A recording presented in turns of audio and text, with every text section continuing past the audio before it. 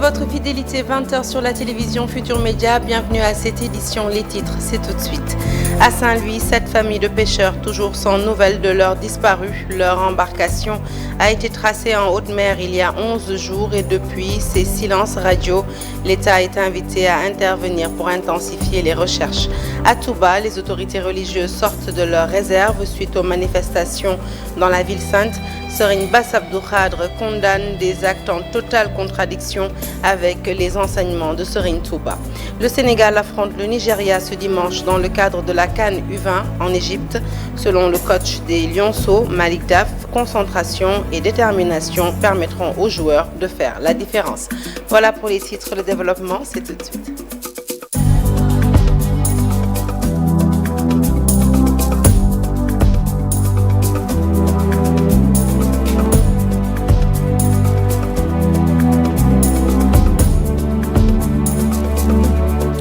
Bonsoir à toutes et à tous, je vous l'annonce donc tout de suite en titre. Il y a exactement 11 jours, 7 pêcheurs de Guet-Ndar disparaissaient en haute mer.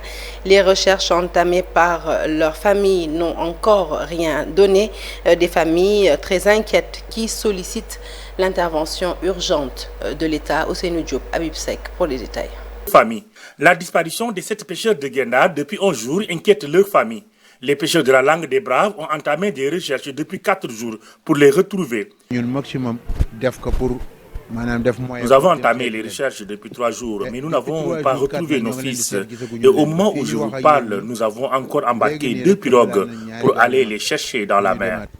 Selon Birama Sarr, l'État doit leur venir en aide pour retrouver les pêcheurs disparus en haute mer. Il précise que seule la marine peut retrouver les pêcheurs disparus. Si vraiment l'État veut nous aider, nous pensons que c'est le moment ou jamais. En mer, les pêcheurs auront de sérieux problèmes pour s'alimenter. Et le pire peut arriver à tout moment. Abou Sarr, un des membres de la famille, lui, est très inquiet à cause de la mer qui est très agitée depuis quelques jours. Si les pêcheurs sont toujours vivants, c'est sûr qu'ils sont dans des difficultés parce qu'ils devaient faire 5 jours au maximum et actuellement, ils ont fait 11 jours. La mer est très agitée, c'est pourquoi le gouvernement doit répondre à notre appel le plus rapidement possible. À Guet-Ndar, les familles des pêcheurs perdent tout espoir de retrouver les pêcheurs disparus depuis 11 jours. Ils ont lancé un message à l'État du Sénégal pour qu'il prenne toutes les mesures idoines afin d'entamer les recherches avec les gros moyens. Dans le département de Kébémer, près de les populations de 8 villages dénoncent l'accaparement d'une réserve naturelle qu'ils ont en partage. Cette réserve d'une superficie de 2000 hectares entièrement reboisée serait, selon ces villageois, convoitée par des promoteurs mal intentionnés. Pour leur barrer la route, ils ont organisé un rassemblement, une rencontre au cours de laquelle ils promettent de se battre pour la conservation de leur patrimoine. Le point avec Tchernoufal.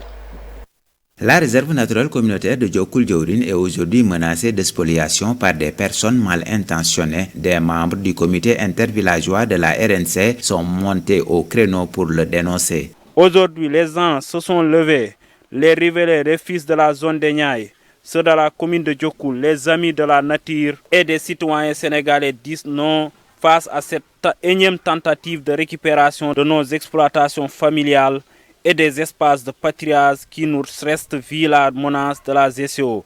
Selon les villageois, des centaines d'hectares ont été délimités dans la RNC par un inconnu qui veut s'accaparer illégalement de leurs terres. Des personnes mal intentionnées ont mis des bornes dans cet espace communautaire.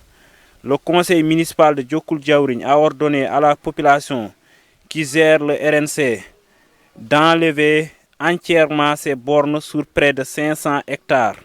Les populations des villages qui partagent cette zone naturelle se sont réunies à Lompoul village pour exprimer leur mécontentement et demander aux autorités compétentes de prendre des mesures pour mettre fin à cette situation. Nous lançons un appel ferme aux autorités du département et de la région d'arrêter ces gens qui foulent leurs pieds sur la loi, sur le domaine national et de la zone de restauration.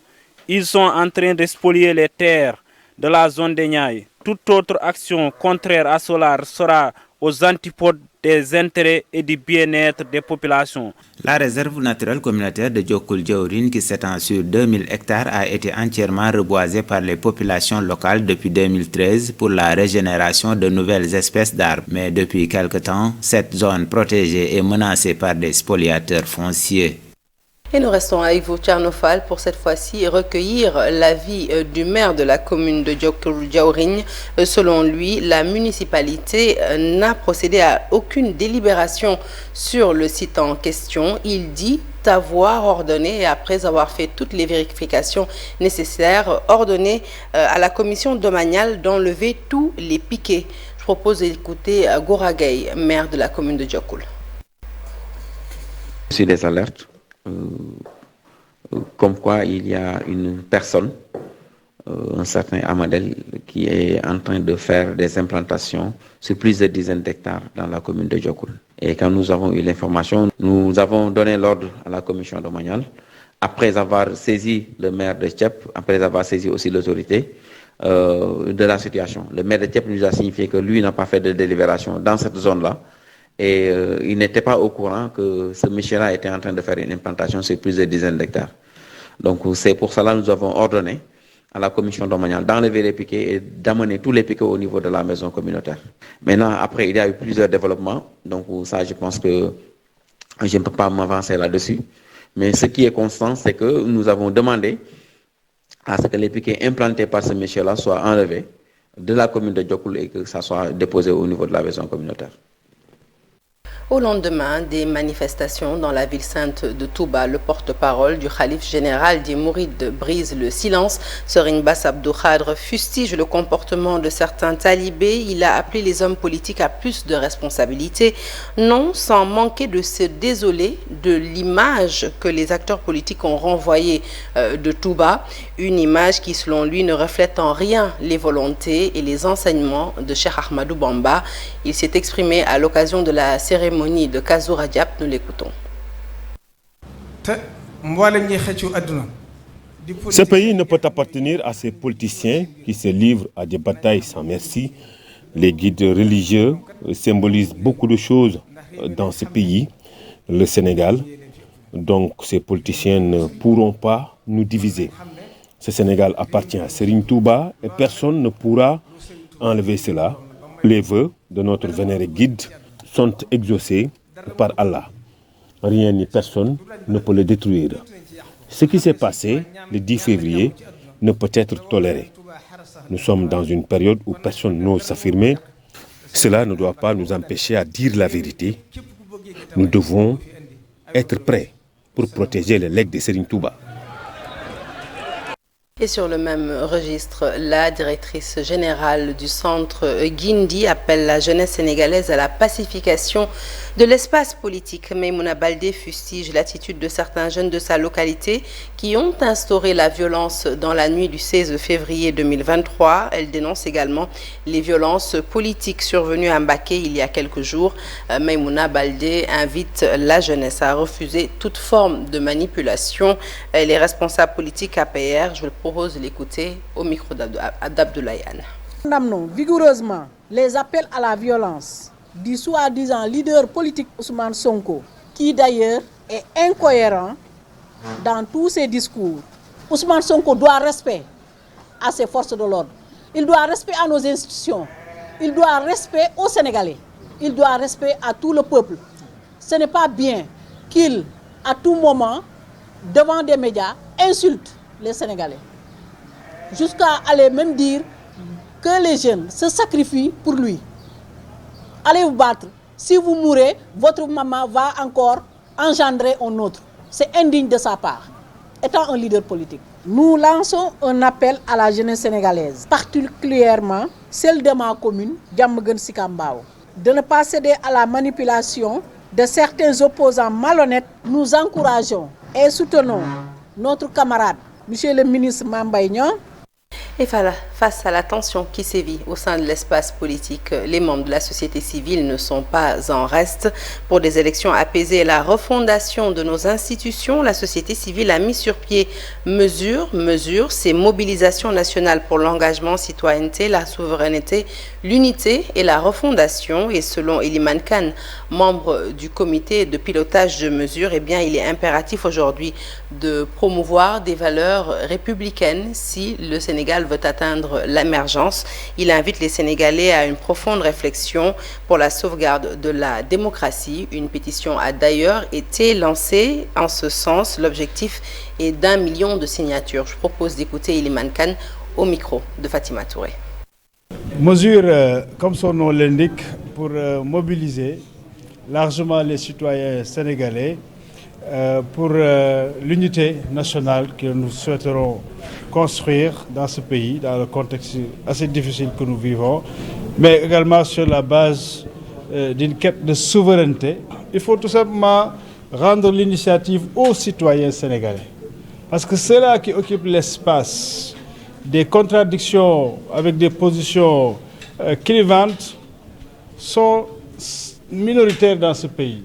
Il s'agit des acteurs politiques protagonistes autour des enjeux de pouvoir. Alors que l'avenir du Sénégal va au-delà des enjeux de pouvoir. Il s'agit de construire une nation, d'avoir une république debout, en phase avec nos réalités sociétales. Mais dans le sens du Sénégal que nous voulons tous avoir, c'est-à-dire un Sénégal qui permet à chaque citoyen de se mouvoir librement, de vaquer à ses occupations librement, de ne pas être entravé parce que tout simplement il y a une querelle entre deux autres citoyens sénégalais, mais parce que tout simplement c'est des politiciens. Mais non, c'est donc aller revenir sur les fondamentaux, c'est-à-dire sur qu'est-ce qu'on peut faire pour que nous, Sénégalais, nous nous sentions beaucoup fiers de ce que nous sommes, Sénégalais, mais que nous sentions également cette fierté d'appartenir à une nation qui a décidé ensemble de se construire. Et fin de mandat pour le président Macky Sall à la tête de l'Union africaine. Ce samedi, à l'occasion du 36e sommet à Addis Abeba, le président Sall a passé le témoin à son homologue des Comores, Azali Assoumani. Durant son mandat d'1 an, le chef de l'État a obtenu de nombreux succès sur le plan diplomatique, notamment l'adhésion de l'Union africaine au G20, mais aussi la rencontre déterminante avec Vladimir Poutine, rencontre qui a abouti sur l'exportation des céréales en provenance d'Ukraine. Son bilan reste toutefois moins concluant dans les domaines de la paix et de la sécurité. Le point, c'est avec Alassane Ba. Durant 1 an, le président Macky Sall s'est beaucoup déplacé. Des rencontres, des plaidoyers, des succès diplomatiques. Longtemps réclamé par les pays africains, l'Union africaine ne sera plus un invité mais un membre à part entière au prochain sommet du G20 qui aura lieu en Inde. L'adhésion est presque actée, les dernières réticences des grandes puissances ont été levées. Au dernier sommet du G20, Macky Sall avait insisté sur l'esprit de solidarité qui doit guider les actions pour une réallocation des droits de tirage spéciaux non utilisés, un assouplissement de leurs conditions d'éligibilité. Le président Sall a aussi porté la voix de l'Afrique dans le conflit ukraino-russe. Les négociations avec le président russe Vladimir Poutine ont permis la libération des stocks de céréales bloqués en Ukraine. La présidence de Macky Sall à l'Union africaine est aussi marquée par son plaidoyer pour une souveraineté médicale et alimentaire, une transition énergétique juste et équitable défendue à la COP27, la lutte contre les violences faites aux femmes et le financement des infrastructures. Cependant, sur le volet paix et sécurité, le bilan reste mitigé. Macky Sall va léguer à son successeur Azali Assoumani des Comores le dossier sur la crise entre la RDC et le Rwanda. Toutefois, il a eu à se déplacer au Mali le 15 août 2022 pour négocier la libération des 49 soldats ivoiriens arrêtés à l'aéroport de Bamako en juillet, finalement gracié par Assimi Goïta. Le président Macky Sall a fermement condamné les coups d'État successifs au Mali, en Guinée et au Burkina Faso, estimant qu'on ne doit pas tolérer l'intervention des armées dans les processus politiques. Allez, parlons à présent de ce point de presse d'un collectif d'éleveurs à Thiès, une rencontre qui fait suite au saccage d'une maison d'un des leurs à Thielmaha. L'incident a conduit à l'interpellation puis à l'arrestation de plusieurs personnes qui ont fini par être relâchées par la police, mais le collectif revendique considération et sécurité à l'endroit de ses membres. Les détails avec Cheikh Diop et Saïlatir. Très en colère, les membres de cette association qui regroupe plusieurs organisations d'éleveurs ont profité de ce point de presse tenu ici à Thiès pour dénoncer l'agression d'un des leurs à Thielmaha. À Thielmaha, il y a un jeune homme qui rentrait chez lui et on l'a agressé, 2 personnes l'ont agressé.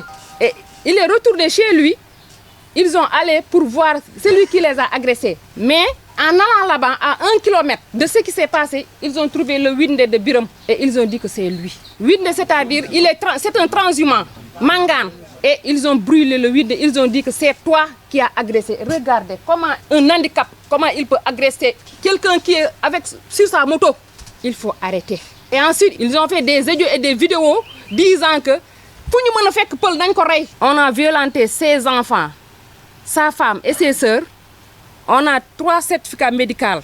Ces éleveurs invitent les autorités à réagir avant qu'il ne soit trop tard. Ils ont même interpellé le procureur de la République et le commandant de la gendarmerie de Pékesse sur la situation. Ils ont été arrêtés, mais ils l'ont laissé repartir chez eux. Ils sont convoqués, mais ils n'ont pas arrêté.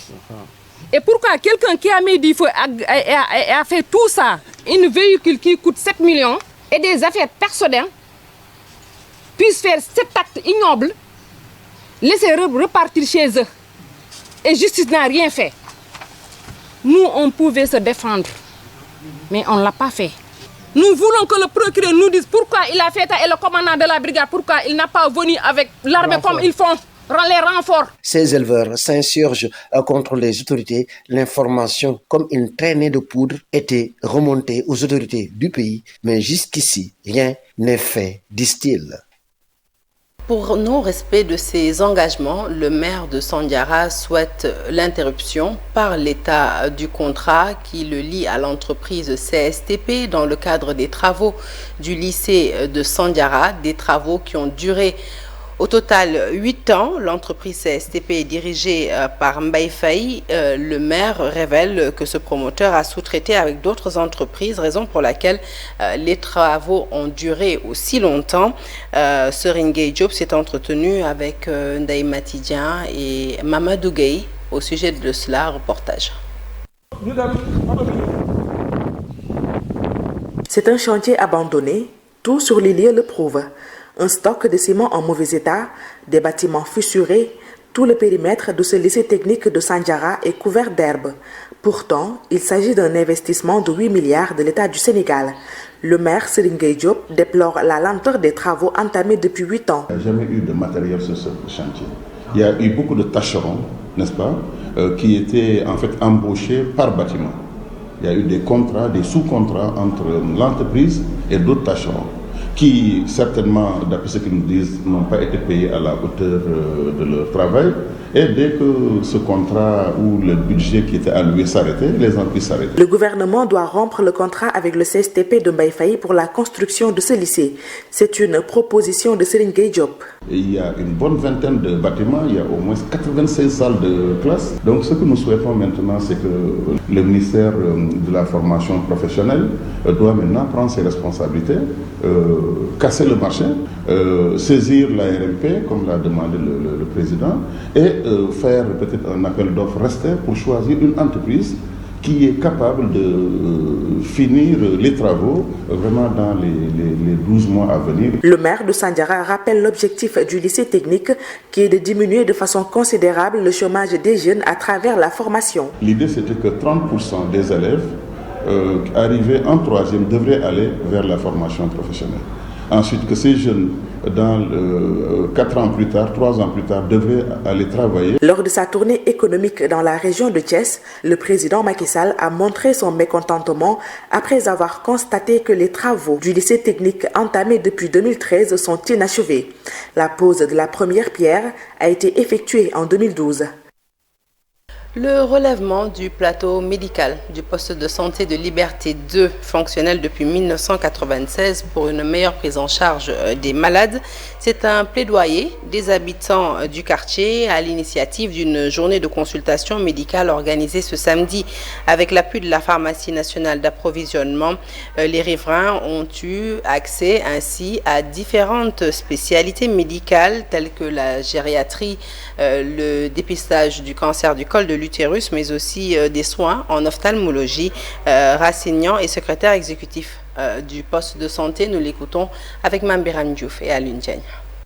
Soigner les populations, c'est soulager la bourse de ces populations, mais venir en aide à ces populations à travers la santé, c'est quand même créer une cohésion sociale.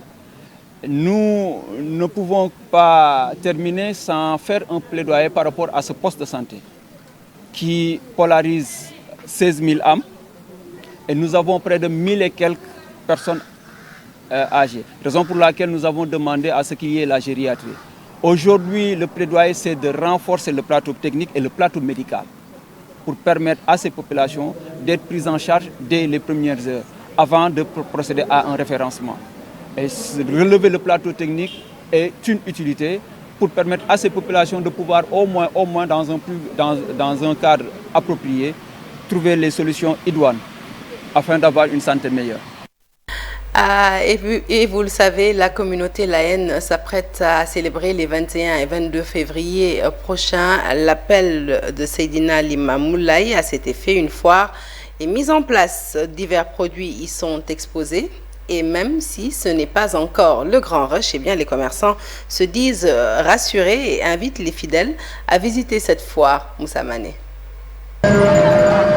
À quelques jours seulement de l'appel Seydina Limamou Laye, les préparatifs vont bon train. Une foire déjà mise en place pour permettre aux fidèles de pouvoir faire en même temps quelques achats.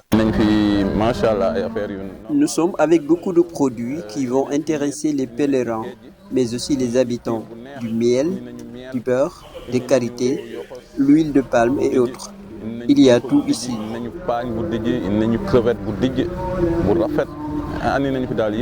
Des produits de toutes sortes sont exposés ici, même si les clients se font rares dans la matinée. N'empêche, les commerçants s'en sortent pas mal. Chaque jour, on vend plus de 20 paquets par heure. Jusqu'à 23 heures, on peut vendre à 35 000 par jour. Les clients viennent souvent le soir, surtout à partir de 17 heures.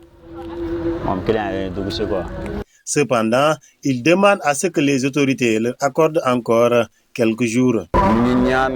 Nous demandons encore quelques jours de plus, peut-être même jusqu'à 5 jours. La 143e édition aura lieu le 21 et 22 février prochain. Les commerçants espèrent voir les clients. L'actualité sportive à présent avec la CAN U20 qui se déroule en Égypte. Le Sénégal débute sa compétition ce dimanche face au Nigeria. Ce sera à partir de 17 h une confrontation où la concentration et la détermination des joueurs va faire la différence selon Malik Daf, le sélectionneur des Lionceaux, que je vous propose d'écouter tout de suite. Le Nigeria aussi fait partie des équipes les plus respectées en Afrique. Ils sont champions du monde en U20. Ils sont champions d'Afrique en U20, donc c'est une équipe qu'on respecte beaucoup. Mais comme on dit, les années changent.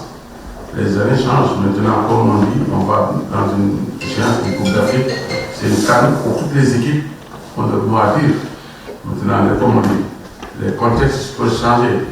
C'est une nouvelle CAN avec des nouveaux groupes, de nouveaux joueurs. Donc je pense que c'est 50-50. Ici, il n'y a pas de favori. Pour moi, le favori, c'est l'équipe la plus concentrée de la favori. Pour moi, il n'y a pas de favori pour moi. On respecte beaucoup le Nigeria quand même, qui possède de très très bons joueurs. C'est un pays de football comme l'Égypte, mais quand même, je dis que le Sénégal aussi a montré depuis quelques années quand même qu'il ne faut vraiment pas penser à cette équipe, parce que c'est une équipe qui est constante, qui fait des bons résultats dans la petite catégorie. Allez, nous restons en football toujours, mais pour vous intéresser à la 13e journée de Ligue 1, deux résultats enregistrés ce samedi. L'AS Douanes qui concède le nul, un but partout face au Casa Sport, alors que la Sonaco s'est battue par Teungueth FC sur le score de 2 buts à 1. Une fois n'est pas coutume, nous parlons de Viet Vo Dao dans ce journal. Après 4 années d'attente, des pratiquants sénégalais ont pu bénéficier d'un examen de passage au 4e Dan. Ils sont au nombre de 14 avec un niveau jugé acceptable par l'instance continentale. Le point avec Cheikh Sadibou Diarra. Après les 5 premiers au mois dernier, 14 autres pratiquants de Viet Vo Dao ont passé l'examen de passage au 4e Dan. Une première au Sénégal et en Afrique. Il y a des épreuves. Il y a 6 épreuves qu'ils ont fait, les enchaînements, les armes, tout ça. Donc en total, c'est 6 épreuves comme ça qu'on les demande de faire. Maintenant, on note en fonction, ce n'est pas uniquement la connaissance, mais on note l'attitude, on note la vitesse, la précision. Il y a des critères à partir desquels on tient compte pour pouvoir noter. Nous avons 14 candidats. Et ça, c'est le premier passage de 4e Dan organisé par la Fédération africaine de Vovinam Viet Vo Dao. Voilà, c'est pour la première fois que l'Union sénégalaise, membre fondateur de la Fédération africaine, organise son premier passage de 4e Dan. Une évaluation jugée d'un bon niveau. Toutefois, les Sénégalais sont appelés à ne pas dormir sur leur laurier. On ait davantage de responsabilité dans la garde du patrimoine philosophique et technique du Vovinam Viet Vo Dao. Et donc chargé de la formation non seulement des débutants, mais aussi et surtout de la formation, de l'encadrement des instructeurs et des professeurs. Le niveau est acceptable. Il est vrai qu'il n'y a rien de parfait. C'est même ça la philosophie du Vovinam. On doit toujours chercher à dépasser le niveau qu'on a. Nous sommes là en tant que fédération africaine pour contribuer, pour travailler avec nos frères sénégalais et on va essayer d'envoyer des matchs de Vietnam ici pour élever le niveau technique plus dans le futur. Avec les futurs gradés au 4e Dan, le Viet Vo Dao sénégalais va gagner en expertise dans la formation de ses pratiquants tout en espérant un avenir radieux. En basketball, l'Assemblée générale d'information ce samedi de la Fédération sénégalaise de basket, les participants ont adopté à l'unanimité et par acclamation les rapports d'activité et financiers du Bureau fédéral de la saison 2021-2022. Et nous restons toujours dans le secteur du basket pour vous parler cette fois-ci des All-Star Games, un grand événement réunissant les plus grandes stars de la NBA et qui se déroule en ce moment à Salt Lake City dans le Utah. Alors même s'ils ne sont pas basketteurs, 2 Sénégalais s'y illustrent grâce à un autre art, le cinéma. Leur court-métrage Renaissance, qui raconte le rêve d'un jeune homme aspirant à devenir basketteur professionnel, a été sélectionné et projeté par la NBA à l'occasion d'un événement dénommé Film NBA for Fans, une fierté pour Abdoulaye Ndao et Mohamed Diohane, les co-réalisateurs du court-métrage et envoyé spécial à Salt Lake City, Mame Fatou Ndoye. Les images sont signées Seydina Alioune Diagne. 2 Sénégalais, des visages peu familiers dans le basket professionnel, mais ils sont bien présents ici à Utah à l'occasion du All-Star Weekend. Abdoulaye Ndao d'Ilay Pro et Mohamed Diohane ont vu leur court-métrage être retenu et projeté pour le NBA Festival Film. Donc le film a été soumis en compétition, on va dire, avec plusieurs autres films qui ont été faits en Afrique. Et le nôtre a été choisi justement pour représenter l'Afrique. Un court-métrage qui relate un processus et différentes étapes pour un jeune homme qui a su adapter son rêve. Renaissance, c'est le film d'un jeune Kader qui a eu des rêves. Les rêves les plus fous, c'est être un professionnel du basket. Alors à un moment du film, il a vu ses rêves tomber à l'eau, tout simplement parce qu'il n'y avait plus de terrain de basket. Beaucoup de terrains de basket ont été détruits pour en faire soit des routes, soit des immeubles. Et donc le film est en 2 temps. La première partie fait référence au jeune Kader et la deuxième partie fait référence au grand Kader qui a vu le rêve de plusieurs jeunes se réaliser grâce à l'arrivée de balles, à l'arrivée des infrastructures qui ont été installées et qui fait qu'aujourd'hui les jeunes peuvent croire en leurs rêves les plus fous. Le plus important, c'est le fait de tout le temps croire en ses rêves et de faire tout ce qui est, même si on n'a pas par exemple tout ne nous est pas donné dès le départ. Il y a toujours un moyen de faire en sorte de pouvoir réaliser nos rêves les plus fous. Cette projection au NBA Festival Film ici à Salt Lake City est déjà un premier challenge relevé par Abdoulaye Ndao et Mohamed Sy. Ils espèrent que ce court-métrage sera vu par un plus grand nombre, à commencer par les Sénégalais. On est deux jeunes réalisateurs qui viennent de Dakar. On est ici aujourd'hui parce que notre film a été sélectionné et les projections, écoute, c'est qu'on en crée davantage, c'est qu'on crée plus de contenu, plus de films pour représenter le Sénégal, pour représenter l'Afrique. Merci à Mamfatou Ndoye, merci à vous de nous avoir suivis. Ce journal est à présent terminé. Bonne suite des programmes sur la télévision Futur Média. Excellente soirée.